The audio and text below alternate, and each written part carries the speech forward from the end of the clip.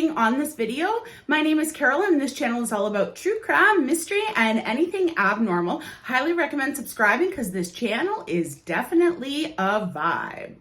Mark and Donna Winger, they had been married for a couple of years. They lived in Springfield, Illinois, and the two of them had pretty good jobs. They had everything going for them in life, and they really had everything they wanted. There was only one thing missing. They wanted to have a child. They had been trying for years to conceive, but they were unable to conceive on their own. The couple decided to adopt, and after a few years going through the adoption process, the couple had their baby girl, Bailey. In August 1995, Donna and baby Bailey went on a trip to Florida to visit Donna's family. They had a wonderful time on the trip, and they flew back to St. Louis Airport, and then they would take a cab from St. Louis Airport to Springfield. Donna got into the cab, she buckled up her daughter Bailey, and she was ready for the hour-and-a-half cab ride to take them home. The cab driver's name was Roger Harrington, and at first everything seemed normal. They were having just sort of general chit chat, how's the weather, how are things in Florida, just, kind of small talk that you make with strangers. But then things started to get very strange. Roger started bringing up really inappropriate things. He was bringing up things to do with drug use. He was bringing up things to do with sex. And the entire conversation was making Donna extremely uncomfortable. Donna just thought, I'm just going to get through this cab ride, get home, and everything will be fine. And then Roger started bringing up to Donna that he had a voice in his head that was named Dom. And this Dom person would tell him to say and do very inappropriate and what he classified as bad things. When Donna got home, the first thing she did was talk to her husband, Mark, and told him about the cab ride and how uncomfortable she was and all the things that Roger had been saying. So the two of them together decided that they were going to report him to the cab company. So Mark called the cab company to report this behavior, and Roger ended up getting suspended from his job because of this. On the evening of August 29th, 1995, Mark was in the basement of his home and he was running on his treadmill, and he heard this sort of crashing and banging, and then it went silent. So he immediately ran upstairs to check on his wife Donna and his daughter Bailey. The first thing he did was to run into the bedroom where Bailey was. He saw her sleeping in her crib and she was fine. He did own a gun, and he kept it in the bedroom. So he got the gun and started heading out of the bedroom into the living room, trying to see if he could find his wife Donna. When Mark reached the living room, he saw a man holding a claw hammer and hit his wife in the head twice, and Donna fell to the ground. He then proceeded to shoot the man, but he shot him once and the man was still standing, so he shot him again. Mark dialed 911. The Springfield police arrived very fast, and the ambulance and EMT arrived very fast as well. The EMTs obviously went straight to the victims to see what help they could give them. Police start questioning Mark as to what was going on. Police took pictures of the scene before Donna and the intruder had been transported. So they had pictures of the crime scene before the two people had been removed. And these photographs would change absolutely everything, but it would take a couple of years for all of these pieces to get put together. Unfortunately, although Donna and the intruder were transported to hospital, both of them died of their injuries. Mark, obviously at the scene, was questioned by police as to what had happened. And police noticed that he was very strange when answering questions about the hammer, because the hammer that the intruder had used to kill Donna was actually a hammer that Mark owned. Now, Mark told police the reason that the hammer was out in the living room was that Donna had left the hammer out to remind him of some work around the house that she wanted him to do. He then asked the police if the intruder's name was Roger Harrington, and police very quickly asked him, "How do you know the name of the intruder?" And Roger Harrington, he was the cab driver who had driven Donna and Bailey home from the airport with that really creepy experience. So Mark explained what had happened to the police, and he also told them that resulting from them making a complaint to the cab company that Roger had been suspended from his job. So police very quickly assumed that this was some type of payback that Roger was doing because he had been suspended from his job. Donna Winger's parents, Sarah and Ira Drescher, flew in to come and stay with Mark to help take care of baby Bailey. And very shortly after Donna's death, Mark hired a nanny to take care of Bailey.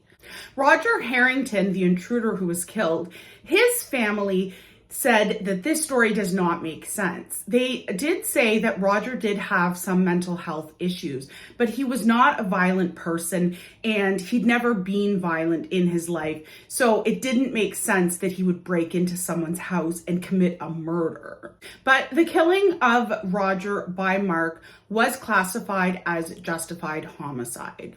One thing that police found in his car that was very suspicious was he had the address of Donna and Mark's written down on a piece of paper in his car. So that led them to believe it was premeditated. And police believe that Roger had done this sort of as a payback because he had been suspended from his job because of a complaint from Donna and Mark.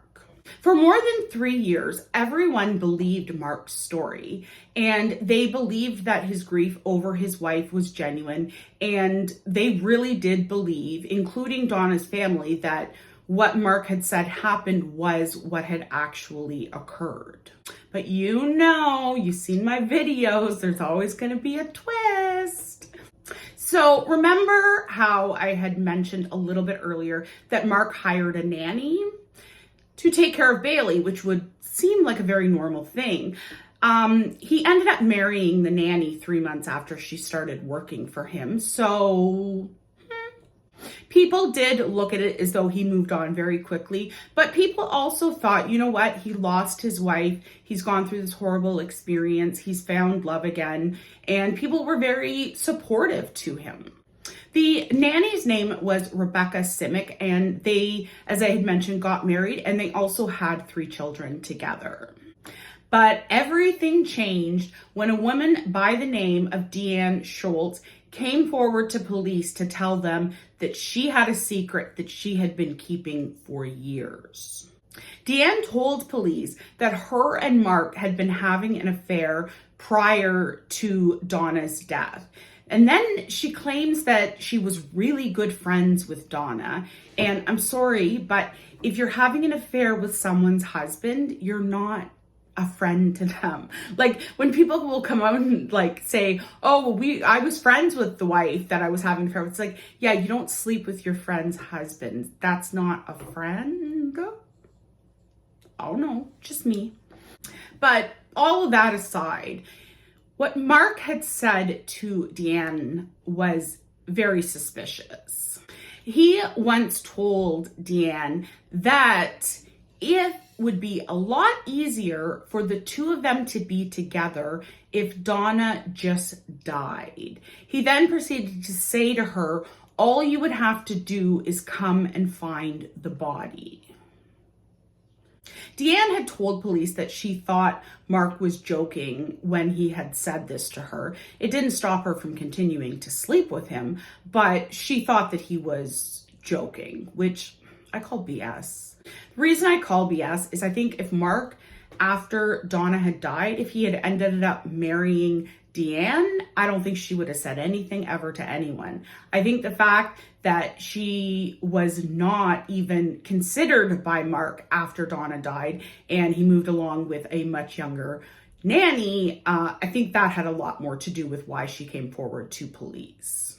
And Deanne had claimed the reason that she didn't come forward to police with this information was she had heard about the cab driver, and when it was the cab driver that was there and who had supposedly killed her, she thought that made sense. So she never said anything to police. So police then decided that they needed to reinvestigate this case. They needed to step back and not be influenced by what Mark had told them and to strictly focus on the evidence. And that's exactly what they did. And as soon as they did that, Mark's story started to fall apart really, really fast. The location of Roger's body, the position of the gun, and the angles of the gunshot wounds, none of that matched what Mark had told police. So just to remind you, what Mark had told police was that he had shot Roger and Roger was still standing, so he shot him again. But when those photographs that the police had taken right when they had arrived, looking at those photographs, they could see that Roger had been shot once while he was standing, but the second shot was shot while he was already on the ground. So doesn't match what Mark is saying. So once the police realize that the scene does not match what Mark had told them, they start investigating the case more, and they discovered what really happened. So here's what actually happened. In August 1995, not long after that cab ride, Mark called Roger, the cab driver, and he said to him, I feel really bad that you lost your job. Why don't you come over to the house? We can have a conversation, and maybe I can then speak to the cab company to get your job back. And Roger, who really wanted his job back, wrote down the address. So that's why he had the address written down in his car, because Mark had given him the address to go to. So Roger arrives and Mark lets him in the house, and unprovoked, he shoots Roger twice. Not long after, he had used that claw hammer and he bludgeoned Donna to death. In 2001, 6 years after the murder of Donna Winger and Roger Harrington, Mark Winger stood trial for the murders. On February 2nd, 2002, after the trial that lasted a couple of weeks, the jury came back with a verdict of guilty. Mark Winger was found guilty of first-degree murder of Donna Winger and Roger Harrington, and he was sentenced to life in prison without the possibility of parole. But he ain't done yet. Rebecca, who was the nanny that he had hired and then married, and they had 3 children together, she had believed all along that Mark was telling her the truth, and what Mark's story was what had actually happened. Once she saw in court that it was not true and Mark was a cold-blooded killer, she very quickly divorced him and cut off all contact with him. You think, okay, well, Mark's in prison. Trash took itself out. Let's move on. No, he's not done yet. While Mark was in prison, he thought that he was going to orchestrate the murder of Deanne Schultz, who was the woman he was having an affair with that came forward the years later, telling the police, the information that opened up the investigation. And he was also trying to have Ira Drescher, who was his ex-father-in-law, killed. And I have no idea what the motive behind that was, but it really doesn't matter. This guy's a piece of shit, let's be honest. But the other prisoner, he wasn't down for Mark at all. They would have these conversations where Mark would give them details of like addresses, where to go, what to do, blah, blah, blah, try to plan this whole murder. So Mark's just talking away. The other prisoner, listening and pretending to be playing along with Mark, is secretly recording everything that Mark is saying.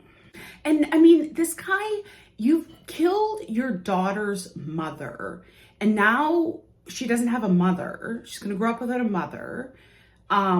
You're now trying to kill her grandfather who did nothing to you. Like, this guy is just In 2007, Mark went on trial for the murder for hire plot, and he was found guilty, and the judge added an additional 35 years to his life sentence. So, booyah. Bye-bye, Marky. And that is the end of today's story. I would love to hear your thoughts in the comment section below. I just want to say a huge thank you to everyone who watches the video, shares the videos, likes the videos, all those magical YouTube things that you do. It means the world to me. And do something today that makes your soul happy. And I will see you in the next one.